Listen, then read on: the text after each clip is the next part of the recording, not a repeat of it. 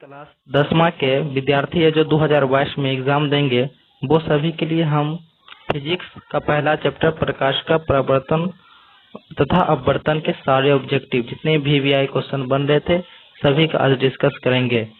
और मेरे चैनल पर पढ़ने के लिए आप लोगों को सबसे पहले लाइक और सब्सक्राइब कर देना अनिवार्य है, तो प्लीज लाइक और सब्सक्राइब कर दें। अब चलिए बिना टाइम गवाए हुए हम डायरेक्ट क्वेश्चन पर चलते हैं। पहला क्वेश्चन है, प्रकाश की किरण गमन करती है। प्रकाश की किरण जो है वो किस रेखा में गमन करती है? तो प्रकाश की किरण एक सीधी रेखा में गमन करती है। इसका आंसर ये हो जाएगा। अब चलिए हम नेक्स्ट क्वेश्चन पर चलते हैं। प्रकाश का वेग न्यूनतम होता है। प्रकाश का वेग न्यूनतम होता है कांच में। प्रकाश का वेग न्यूनतम होता है कांच में। Option number D is the right answer हो जाएगा।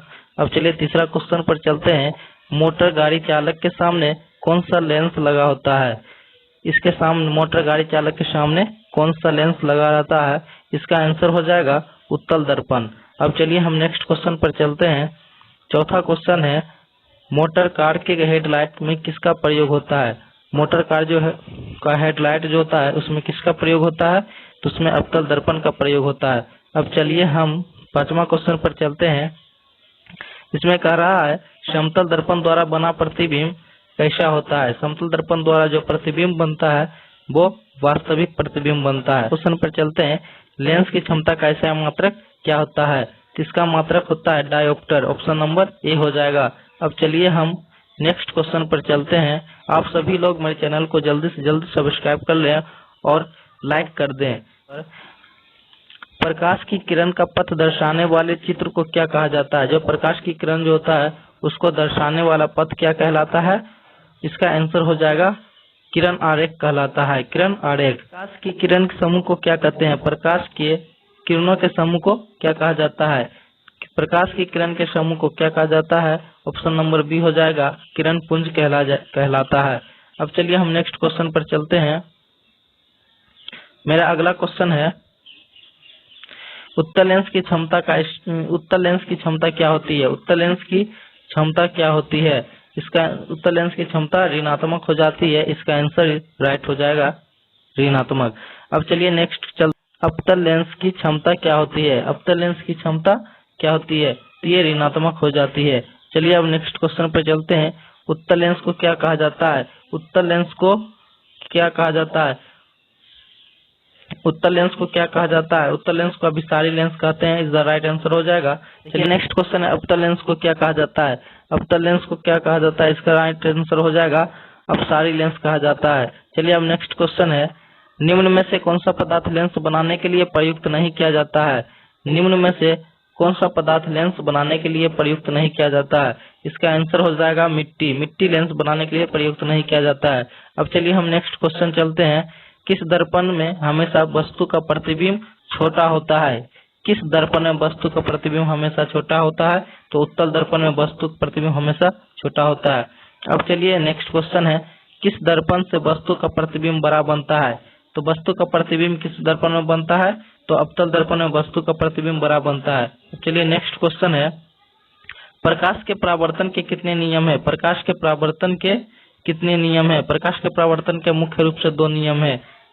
आगे चलते हैं। देखिए यहाँ, जब प्रकाश की किरण हवा से कांच में प्रवेश करती है तो वो क्या होती है? अभिलंब के निकट हो जाती है या अभिलंब की ओर मुड़ जाती है? इसका आंसर क्या हो जाएगा? अभिलंब की ओर मुड़ जाती है या अभिलंब की ओर निकट चला जाती है।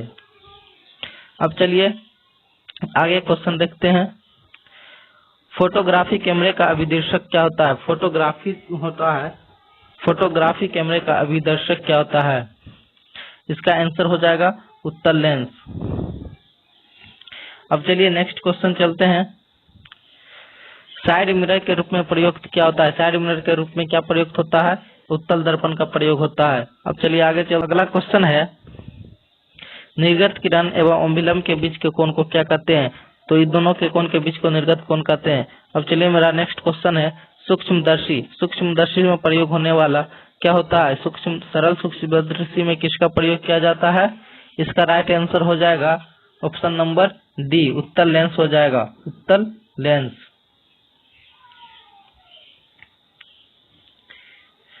मेरा अगला क्वेश्चन है, देखिए अगला क्वेश्चन है, क्या कि सरल सूक्ष्मदर्शी में किसका प्रयोग होता है? सरल सूक्ष्मदर्शी में उत्तल लेंस का प्रयोग होता है। उत्तल लेंस ऑप्शन नंबर डी हो जाएगा। चलिए अब नेक्स्ट क्वेश्चन पर चलते हैं। किस लेंस के द्वारा सिर्फ काल्पनिक प्रतिबिंब बनता है? किस लेंस के द्वारा सिर्फ काल्पनिक प्रतिबिंब बन सकता है? तो वो है अवतल दर्पण, या अवतल लेंस के द्वारा बनता है। चलिए अब नेक्स्ट क्वेश्चन पर चलते हैं। परावर्तन के नियम निर्धारित होता है। परावर्तन के नियम किस पर निर्धारित होता है? तो इसका राइट आंसर हो जाएगा ऑप्शन नंबर बी, परावर्तन कोण और अपवर्तन कोण निर्धारित करता है। अब देखिए मेरा नेक्स्ट क्वेश्चन पर चलते हैं। काल्पनिक प्रतिबिंब होता है, इसका आंसर क्या हो जाएगा? काल्पनिक प्रतिबिंब होता है। इसका राइट आंसर हो जाएगा ए, सीधा। काल्पनिक प्रतिबिंब क्या होता है? सीधा बनाता है। अब चलिए हम नेक्स्ट क्वेश्चन पर चलते हैं। नेक्स्ट क्वेश्चन देख लीजिए।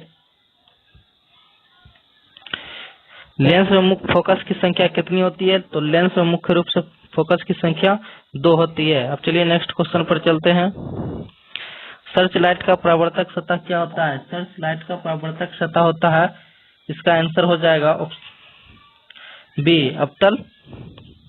अब चलिए नेक्स्ट क्वेश्चन पर चलते हैं।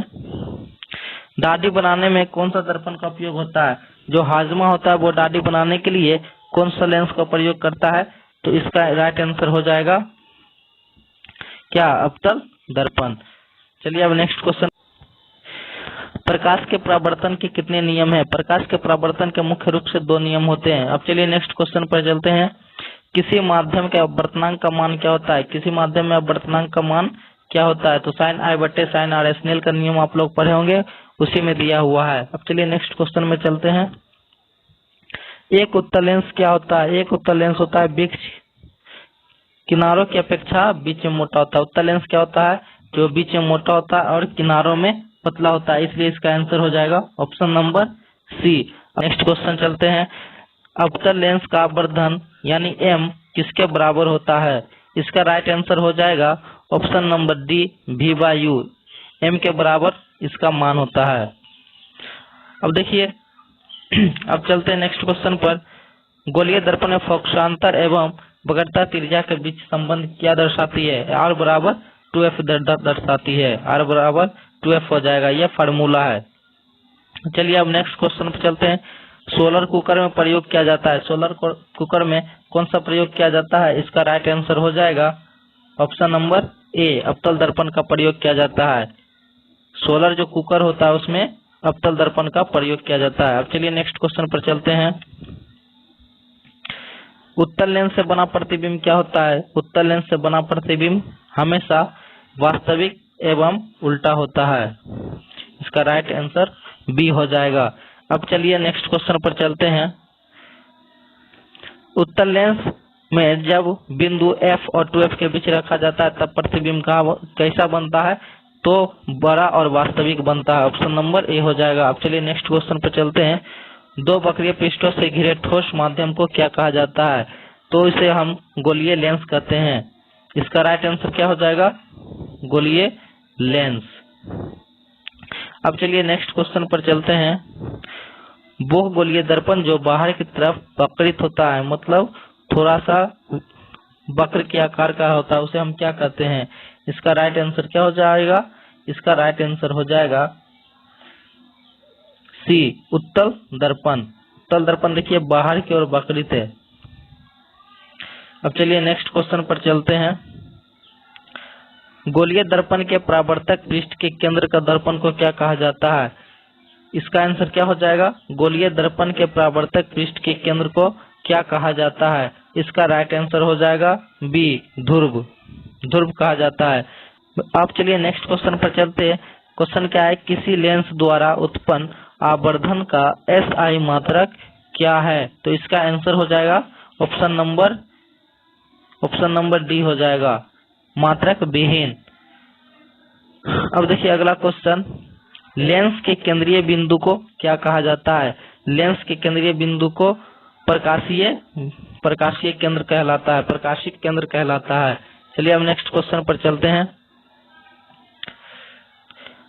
नेक्स्ट क्वेश्चन है कि इनमें से कौन सा दर्पण का सूत्र है? दर्पण का सूत्र क्या होता है?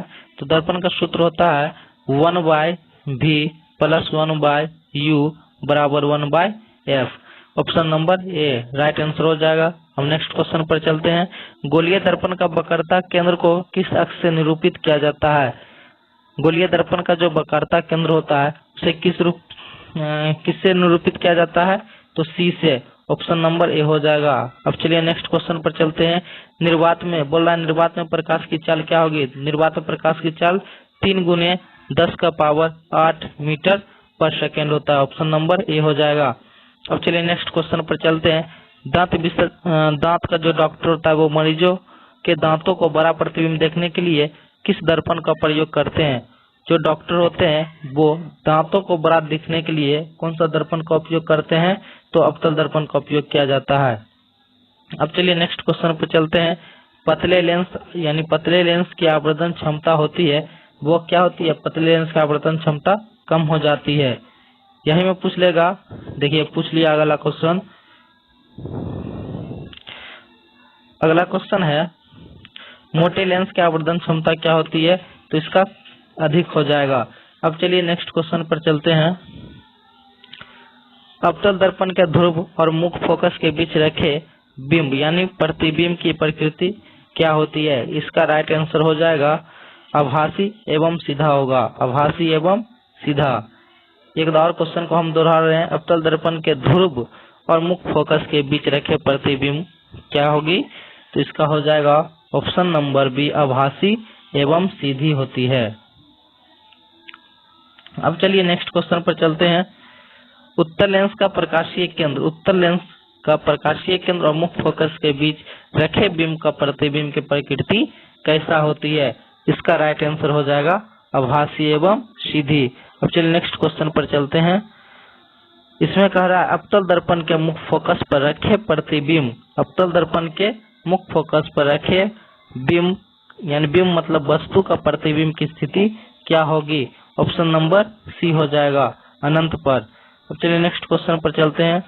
उत्तल लेंस के मुख्य फोकस पर रखे प्रतिबिंब की स्थिति क्या होगी?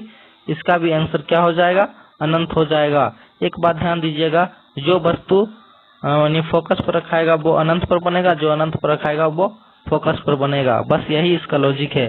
क्वेश्चन पूछ लिया है अवतल लेंस के सामने अनंत पर रखे वस्तु का प्रतिबिंब कैसी होगी? तो आपको हम बता चुके थे जो अनंत पर होगा वो मुख्य फोकस पर बनेगा। इसका फोकस कहाँ है? देखिए option number B is the right answer हो जाएगा। चलिए हम नेक्स्ट क्वेश्चन पर चलते हैं। अब देखिए इसका क्वेश्चन है अवतल दर्पण के सामने अनंत पर रखे प्रतिबिंब की स्थिति क्या होगी? तो इसका भी आंसर क्या हो जाएगा? फोकस पर, क्योंकि अनंत पर रखा हुआ वस्तु है। अब चलिए हम नेक्स्ट क्वेश्चन पर चलते हैं। नेक्स्ट मेरा क्वेश्चन है लेंस के प्रकाशीय केंद्र से गुजरने वाली प्रकाश की किरण अपवर्तन के पश्चात क्या होती है? तो वो 7 रंगों में विभक्त हो जाती है। इसका ऑप्शन बी हो जाएगा। तो दोस्तों आज का जितना भी VVI क्वेश्चन था वो फिजिक्स क्लास 10वां का फिजिक्स, प्रकाश का परावर्तन एवं अपवर्तन और लेंस से वो सारे का सारे हम क्वेश्चन करा दिए हैं। अगर आप लोगों को अच्छा लगा हो तो मेरे चैनल को पढ़ने के लिए आपको सब्सक्राइब करना होगा और बेल आइकन दबाना होगा।